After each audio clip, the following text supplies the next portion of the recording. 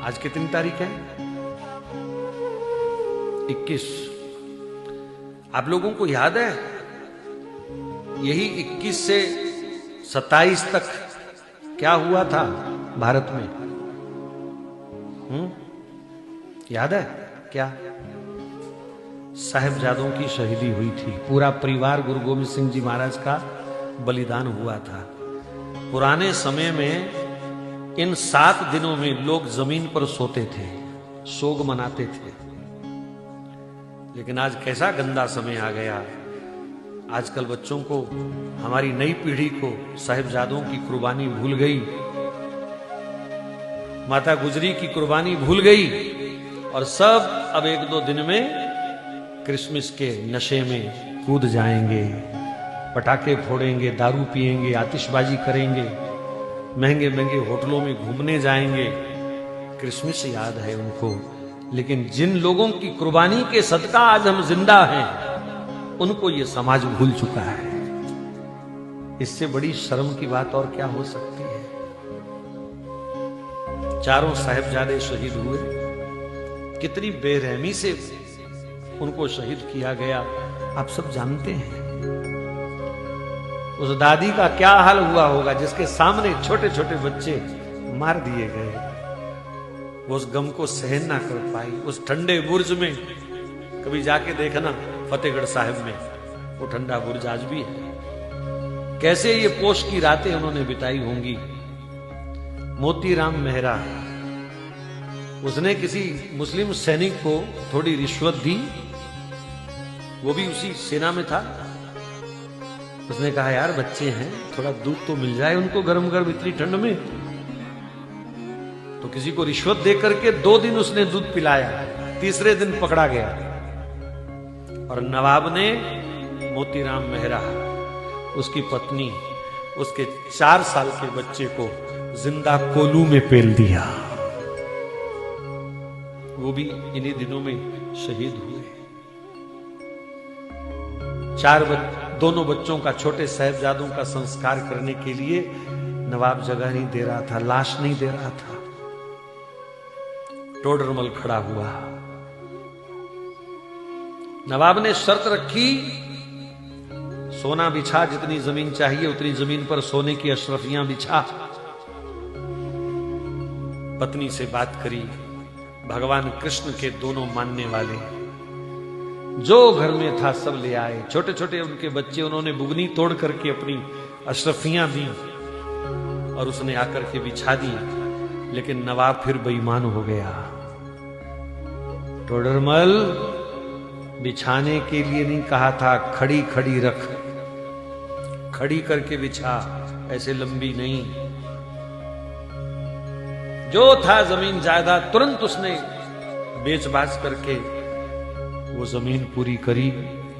दुनिया में आज भी प्रॉपर्टी के रेट कितने भी हो जाएं, पर उससे महंगी जमीन कभी नहीं मिली थी।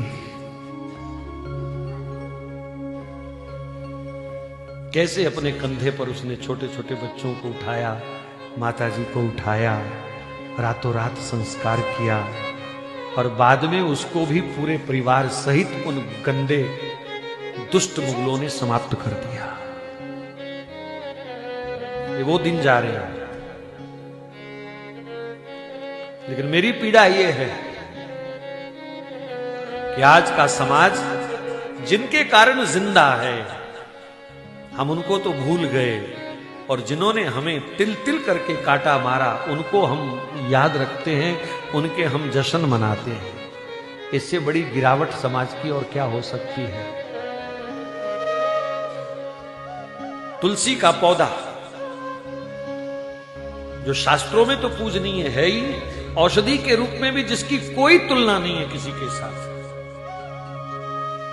हर प्रकार के रोगों पर जिसका प्रभाव है। तुलसी मुख में हो, गले में हो तो यमदूत स्पर्श नहीं कर सकता। ऐसी तुलसी जी को छोड़ करके बाजार से नकली प्लास्टिक का पेड़ लाएंगे क्रिसमस मनाने के लिए।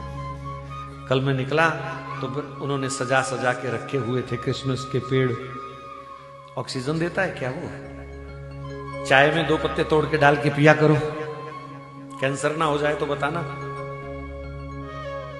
वो प्लास्टिक का पेड़ लोग घर में सजाएंगे हैं? भाई जिनका त्योहार है उन्हें मनाने दो, हमें कोई आपत्ति नहीं है, पर तुम क्यों कंगाल हुए फिरते हो?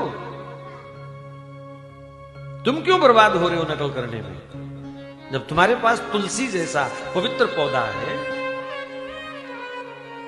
जिसका एक एक पत्ता इतना गुणकारी है, जो भगवान को अति प्रिय है, लेकिन उस तुलसी को छोड़ करके अगर तुम प्लास्टिक के पेड़ घर में सजाओगे तो तुम्हारे जैसा महामूर्ख दुनिया में कोई दूसरा नहीं है।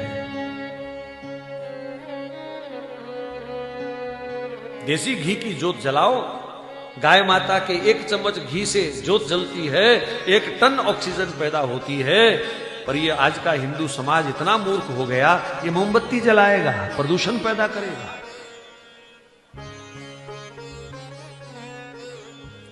तो जिनका त्योहार है भैया उनको मुबारक।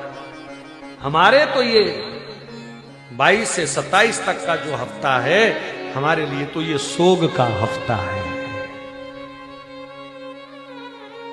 हमारे छोटे छोटे वो नौनिहाल बच्चे शहीद किए गए, हमारे लिए तो ये सोग का विषय है, सोग का हफ्ता है। हम तो सोग मनाएंगे, उन साहिबजादों को याद करेंगे जिनकी शहीदी के कारण आज ये हमारी कथाएं चल रही हैं।